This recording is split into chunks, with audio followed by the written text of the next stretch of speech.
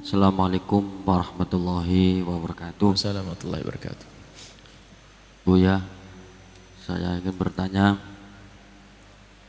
Saya telah kemarin membaca kitab fikih bahwa di dalam fikih menjelaskan untuk akikoh anak laki-laki jatahnya 2, kemudian perempuan 1. Yang saya ingin tanyakan, untuk laki-laki jatahnya 2, apakah dengan 2 itu kita bisa dicicil? Artinya misalnya ini tahun ini 1, tahun depannya 1 lagi. Kemudian untuk akikoh, di desa saya kadang-kadang orang mengatakan bahwa orang yang berkorban tidak akan diterima atau tidak boleh kecuali dengan melakukan akikoh dulu. Soalnya di desa saya Cipelem, Bulakamba, Brebes, rombongan dari Ibu Hajah Miftahul Janah itu mengatakan bahwa orang yang belum akikoh itu tidak boleh korban. Terima kasih. Wassalamualaikum warahmatullahi wabarakatuh. Waalaikumsalam warahmatullahi wabarakatuh. Bismillahirrahmanirrahim. Yang pertama, memang biasanya pertanyaan masalah akikah ini akan mulai ramai di saat masuk hari korban. Ini banyak permasalahan. Permasalahan adalah kesalahpahaman fikih. Kesalahpahaman fikih yang pertama adalah orang ngira korban, saya bicara korban dulu. Ngira korban itu seumur hidup sekali. Ini nih kesalahpahaman fikihnya. Sehingga kalau ada Pak Haji diajak korban, oh saya sudah korban kapan? 10 tahun yang lalu.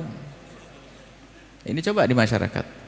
Jadi sering baca, saya belum korban, saya sudah korban, saya belum korban, saya sudah korban. Padahal yang namanya korban itu sunnah. Kapan kita masuk bulan Idul Adha, maka itu disunahkan kita untuk korban. Ya kalau 60 tahun, kalau kita ketemu 60 kali ya 60 kali.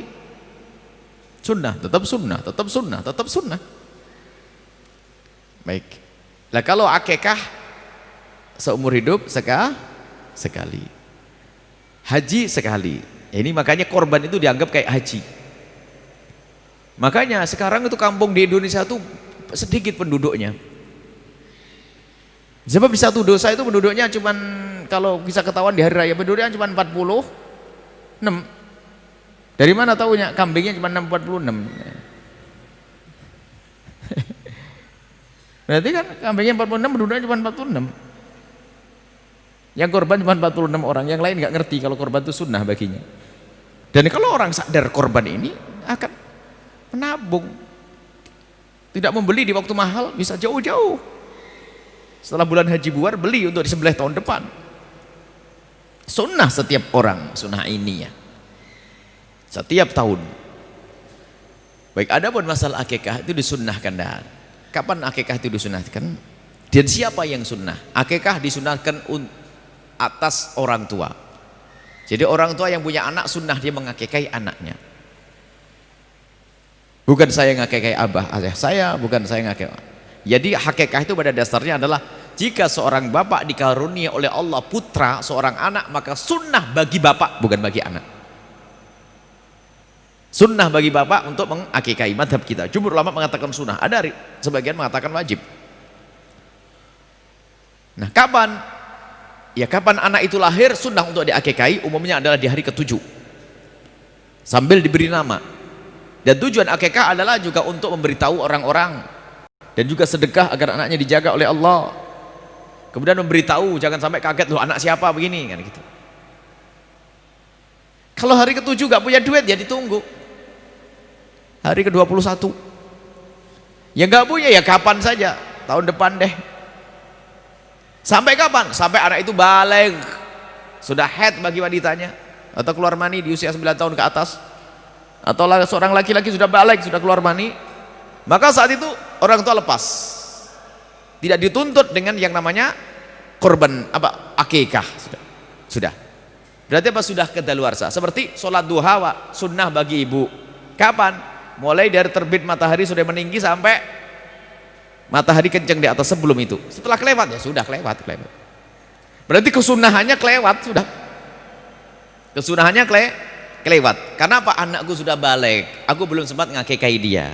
Sampai di situ batasnya. Selagi dia belum balik, maka orang tua sunnah untuk mengakikahi.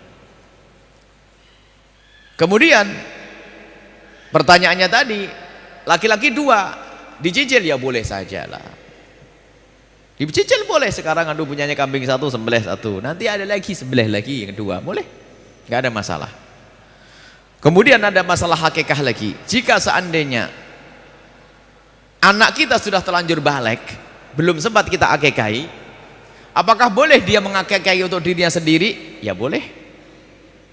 Paling tidak itu jatuh sedekah, akikahi. Misalnya apa? Saya belum, mungkin orang tuanya ngomong, nak, aku dulu malam larat fakir nak ya, jadi aku belum sempat ngakikahi kamu nak. Ya sudahlah, kalau begitu ya seorang bapak boleh memberikan kambing kepada anaknya, nak ini kambing, akikahlah untuk dirimu sendiri. Baik, ini boleh. Ataupun dia mencari kambing, saya belum akikah, agar dapatkan sunahan. Biarpun sebagian ulama mengatakan tidak jatuh akikah, tapi yang jelas dengan menyembelih kambing itu seperti sedekah, sudah dapat pahala. Jadi boleh mengakikah dirinya sendiri, tapi tidak dituntut lagi secara sunnah seperti waktu duha sudah kelewat begitu. Ini adalah masalah akikah, boleh dicicil urusan akikah. Adapun masalah akikah dengan korban, nah ini loh ada saja masih berulang-ulang nih. Ini pertanyaan ini bukan hayalan, ada di masyarakat pertanyaan, mana lebih dahulukan akikah atau korban? Akikah atau korban? Misalnya saya belum diakikahi, saya umur begini, umur tua begini, Tuhan, belum diakikahi misalnya. Datang bulan haji, mana yang didahulukan, korban atau akikah? Ini pasti pertanyaannya tidak pernah ngaji. Yang tugas ngakikahi saya itu siapa? Abah saya sudah selesai. Lah korban ya saya korban, ngapain saya ngurus akikah? Nah ini kadang-kadang pikir ini, belum akikah. Yang tugas ngakikahi saya adalah ayahanda saya. Kecuali begini bunyinya, saya mendapatkan anak, alhamdulillah mendekati bulan haji punya anak. Misalnya tanggal 3 Dzulhijjah punya anak. 10 Dzulhijjah itu ini mana kurban atau akikah? Ini kan begitu loh. Akikah tugas siapa? Tugas saya. Kurban untuk saya juga saya. Mana begini? Nah, ini masuk akal pertanyaan ini. Mana yang lebih dahulukan?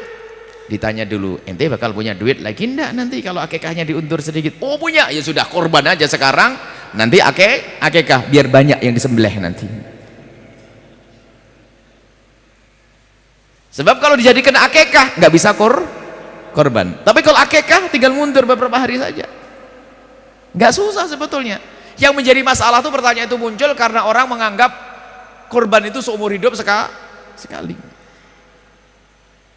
Jadi korban, kalau ada orang belum diakikahi, korban adalah sunnah yang dikukuhkan.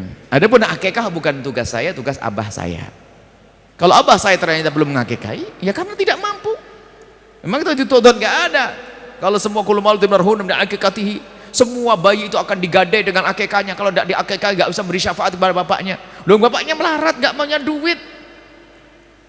Masa Islam apa ajaran sekejam itu nih? Ini kan salah fahamnya santri yang ngantuk kerjaannya ngeliwet tok.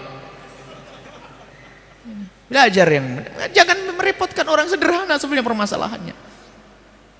Tapi ini pertanyaan saya sering setiap masuk kalau begini pasti setelah hari Idul Adha itu coba ini tahun depan itu ada lagi pertanyaan karena beliau pasti ditanya lagi kalau ustadz-ustadz di kampung itu banyak ini terulang-ulang. Selesai ya. Jadi akikah adalah sunnah yang dibebankan oleh Allah kepada orang tua untuk mensyukuri anaknya. Adapun korban atau atas diri, kalau saya punya anak maka saya dan anak dan istri korban. Kalau 10 12 12. Kalau ternyata punya satu, kalau punya satu saja, aduh nih satu keluarga cuma punya satu nih, lumayan satu. Seperti Nabi pernah dalam riwayat Nabi menyembelih satu korban untuk keluarga, hadhi udhiyati wa ahli baiti. Ini adalah korban untukku dan keluargaku. Istilahnya sunnah kifayah. Jadi kalau kita punya keluarga 10, hendaknya nyembelih 10. Kalau nggak bisa 10 ya 9, nggak bisa 9 8, nggak bisa 8 nggak bisa 1. mewakili keluarga semuanya. Mewakili keluarga semuanya. Pokoknya jangan sampai nggak nyembelih kambing. Nah, ini.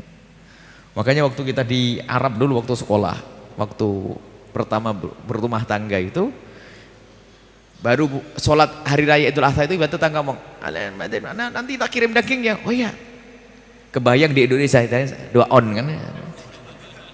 Ya gitu, gitu. Tak taunya apa? Separuh kambing gelembung. Oh begitu, rupanya setiap rumah itu pasti nyembelih kambing, 1, 2 dan sebagainya. Dikasih separuh kambing. Karena kita sudah berumah tangga dikasih separuh kambing. Sebelahnya separuh kambing, bingung. Akhirnya buat maulidan sama anak-anak, sama temen yang lain. Jadi budaya ini, jadi namanya hari raya besar tuh membesar betul, makan besar, enak daging semuanya. Di Indonesia Masya Allah memang orangnya qanaah, jadi cukup 3 on, 4 on. Sudah begitu ada yang aneh-aneh lagi, dikalengin kasih tahun depan. Sudah sedikit kasih tahun depan, aneh lagi nih. Ikan lohan, ikan patin, karena zaman korban dikornetin. Kelamaan nih kayak di negeri yang kebanyakan korban saja ya. Kita ngingetkan, enggak usah pakai kornet-kornetan itu. Mau dikemana, mau diapa, mau dibawa kemana, ke Irian, kirimkan duitnya sama biaya untuk ngalengin sudah jadi. Biaya pengalengannya, korbannya tetap di sini, sebab di sini juga masih kurang. Paling banter 7 on, ya, 7 on, 6 on, anaknya 10, dapat 1, akhirnya jangan dikunyah anak biar awet. Walhasil. Sudahlah, ini fatwa aneh-aneh, sudahlah. Korban segera disampaikan. Terlambat dari hari tasyrik, haram bagi yang membaginya. Zalim kepada. Makanya korban itu hendak dituntas pembagiannya kapan? Hari tasyrik yang ketiga. Jadi hari raya pertama, kemudian besoknya hari tasyrik 11, 12, 13. Dan korban itu sepanjang hari tasyrik masih bisa. Misalnya ibu hari raya Idul Adha nggak punya kambing, tak taunya hari raya Idul Adha mampir ke rumah bibi dikasih duit, boleh besok nyembelihnya. Beli ke pasar, beli. Tidak harus pas setelah sholat.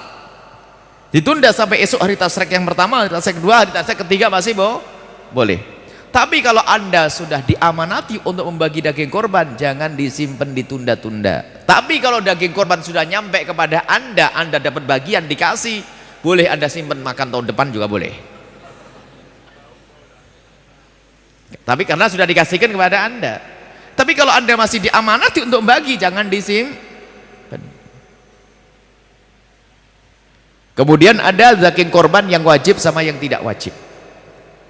Ini juga salah di masyarakat. Kalau korbannya tidak nazar, korban itu sunnah semuanya pada dasarnya. Selagi tidak dijadikan nazar tuh aku nazar, aku menjadikan daging ini untuk korban, dinadarkan untuk korban. Kalau sudah kambing itu dijadikan nazar untuk korban, maka yang punya tidak boleh makan. Tapi kalau korban sunnah, rata-rata sunnah, ya boleh makan. Ini ada lagi, nggak boleh makan, nyium baunya dong. Sehingga kalau sudah tradisi baik, semuanya punya sembelihan kambing, setiap rumah nyembelih kambing, nanti caranya membaginya begini. Saya nyembelih kambing dibagi 3. Korban sunnah tadi dibagi 3. Sepertiga dibagikan pada fakir miskin. Sepertiga untuk keluarga, jangan sampai keluarganya ngiler. Sepertiga lagi dimasak untuk menyambut tamu, karena mungkin tamu datang. Setelah dibagi 3. Jadi boleh makan, jangan dikasih bulunya. Ada nggak boleh kata. Masya Allah. Kalau nadar iya nggak boleh. Ini adalah bab korban banyak nih. Hukum-hukum korban tuh banyak ini. Kalau kita bicara korban, tapi tidak apa-apa. Cukup sampai di sini dulu. Masih agak jauh, insya Allah kita akan bahas pada pertemuan. Terima kasih sudah nonton. Jangan lupa like, subscribe, dan share ya.